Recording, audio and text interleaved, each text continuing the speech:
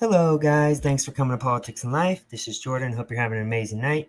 Please like, comment, subscribe if you wouldn't mind. Today, we are reacting to Charlie Kirk. He is going on a tour around colleges right now and debating these kids that are indoctrinated. And today, he exposes the left's deception. I haven't watched the whole thing yet, but hopefully, he gets informed that he's been played and that he's been lied to. It's nice sometimes if you can see people be honest when confronted with facts. Oh, maybe I didn't know. Maybe I should listen more and stop talking. Anyways, let's get it started.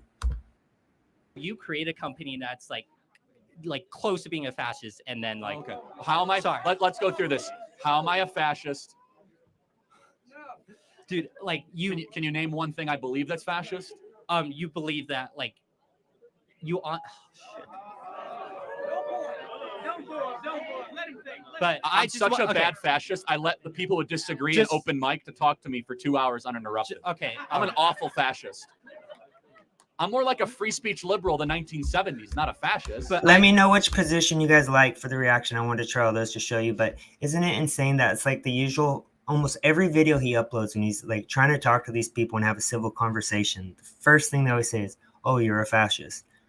Half of them, I'd say about 90% of them, don't even know what that means. They have no clue what that means. Wow, they support the party that actually are the fascists. It's insane. I just want to say Turning Point USA is a evil company that was funded by thousands of fracking companies, and that just no, it's not thousands, but we do have some frackers that give us money.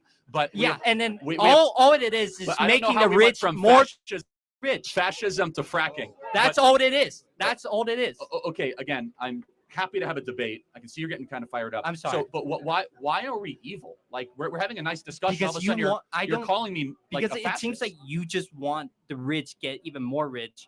Like we haven't talked about the rich at all.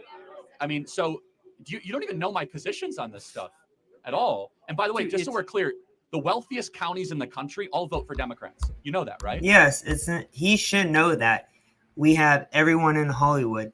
I see it on Twitter every day. Barbara Streisand yesterday was saying, Trump's a threat to democracy. And then I have the dude on Star Wars that played Luke Skywalker saying, Biden's the best president ever.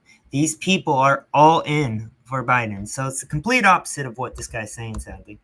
8 out of 10 of the wealthiest counties in the country vote for Democrats. The wealthiest people, absent Elon Musk, are all on the left. Jeff Bezos, George Soros, Mark Benioff, Mark Zuckerberg, Laurene Powell Jobs. On the left, yes. The richer you are, the more likely you are to be a Democrat and on the left. Explain that to me, please. The numbers speak for itself. The Democrats are the party of the oligarchy. Can you name one tech CEO outside of Elon Musk that is a conservative? I personally think. Let me think. Peter Thiel. Yeah, that's one. That's one. Larry Page, Google, on the left, worth $120 billion. Sergey Brin, Google, $130 billion on the left. And let's also dig into those two companies, because if we recall, during election time, Biden versus Trump last time, they were actually censoring and editing and changing stories to benefit in Joe Biden's favor while lying about Trump on a daily basis. Mackenzie Bezos, Jeff Bezos. If they're on the left, what has they done that was like quote unquote to do the left stuff? Well, okay, so Larry Page gives money to left-wing NGOs all the time. Like if you're on the left, I don't think you will ever be this rich. Well, they are. You know why? Because they're not. No, because they're not. The left is a scam. The left uses How is this? Let me tell you why. It's a good question, actually. The left uses people like you that think that, oh, we're going to fight the rich. Well, they protect their oligarchy. While you guys have to keep on working hard and never own anything, when we conservatives are the ones that actually want to restore the American middle class and bring jobs back to this country. How would you restore? Let me finish. The left uses people like... and you know, there's both sides suck, but there's a lot better people when it comes to conservatives, America First conservatives that are starting to step up and be elected. But there is part of the swamp on the conservative side. Yes, the wars, they make millions off, just like the funneling in Ukraine. Hunter Biden is associated with the LLC with Ukraine. You don't think there's a connection between those links? Yes, the billions we're sending, all these politicians that are signing on to these ridiculous spending bills are getting a kickback. It's common sense. Otherwise, if they don't go through with it, they use blackmail or extortion, as we've also uncovered in the past and have seen CIA members literally admit on camera. Like you every day. And they use people on you by the trans thing, the abortion thing. Keep voting for us because the fascists are going to take your rights away. When who's funding the left? The richest people. George Soros. Do you know who rich George Soros is?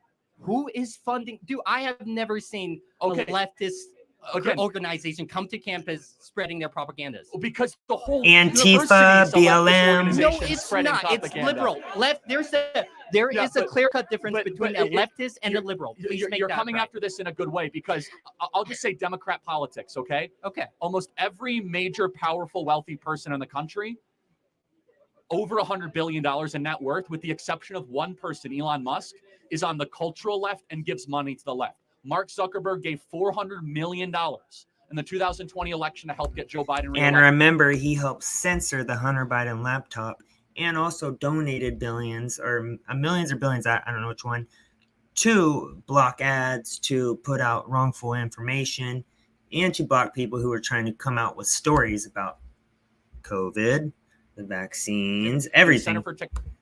Sorry. Technology and civic life. Mackenzie Bezos. That helps his case. Obviously, he would donate money to his. Oh, okay, but hold on. One second. Mackenzie Bezos with $45 billion, major Biden backer. Laurene Powell Jobs worth $20 billion. Steve Jobs' widow, one of the most radical left-wingers in the Emerson Collective. Mark Benioff from Salesforce worth $12 billion. One of the most radical left-wing guys that you'll see out there. The eBay guy, Omador, one radical left-wing. It's so important for you on the left. You guys are being scammed and gamed because they talk a good game about building the middle class, but it is not the party of democracy. It's the party of oligarchy. And you can go fact check me tonight. Okay. And you might actually have cognitive dissonance. Type in this: wealthiest counties in the country. They almost all vote for Joe Biden. Who gives the most political donations to the left? All the wealthy people. Go look up the top billionaires on the Forbes list, the top 100. Only about 10 of them give the Republican. The other 80 give the Democrat. The other 10 don't give it all. It is mind-blowing when you realize the shift in power the last 10 years. Republicans used to be the party of the rich. You know what changed?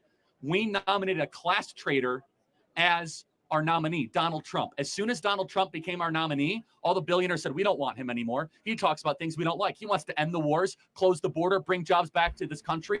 We want to keep on supporting a political... The open border, they get cheap labor so they can save more in their pockets. Also, all these spending bills, they funnel the money right back into their pockets with these foreign wars. The more wars there are, the more money we send out to these other countries, which just gets funneled back into the pockets of the campaigns, of the politicians, and then just it's an never-ending cycle of our debt, of dead Americans, dead people around the world, and our taxes. It's very sad. Political party that doesn't want any of that stuff. Explain to me how Joe Biden represents the working class in this country. He doesn't. He very much supports the unions. It's a hold on a second. The union or the union bosses? Big difference. The union bosses support and the rank and file love Trump. The UAW loved Trump more than Biden. The carpenters union loved Trump more than Biden. The police union. The point is this, is that the Democrat Party, they definitely are the cops. A house of cards of young activists that truly want to go like crush the rich. And there is some truth to that. Like there's a very rich oligarchy in this country that remains rich and stays rich off of gaming government systems and public policy. And you guys give them a free pass because you think that we're fascists when in reality we're the ones that are actually fighting to destroy the oligarchy the most. All right, last question. Last question. Let's say so you do want to fight for the American middle class, and that's yes. Okay, how does freer the market like helps with the middle class? I want precision in free markets, but how does free market support the middle class? Again, I'm not puritanical, but I think that generally more choices are a good thing.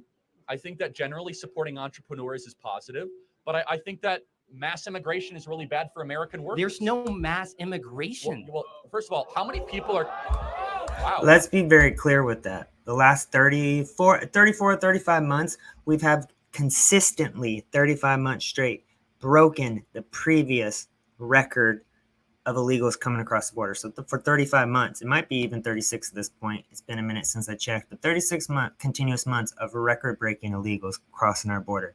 And that's the only ones that we caught. So you got to take a huge increase when it comes to the getaways as well. These people, once it hits their front doorstep, they're going to come crying to the people who have been trying to warn them for years this was coming.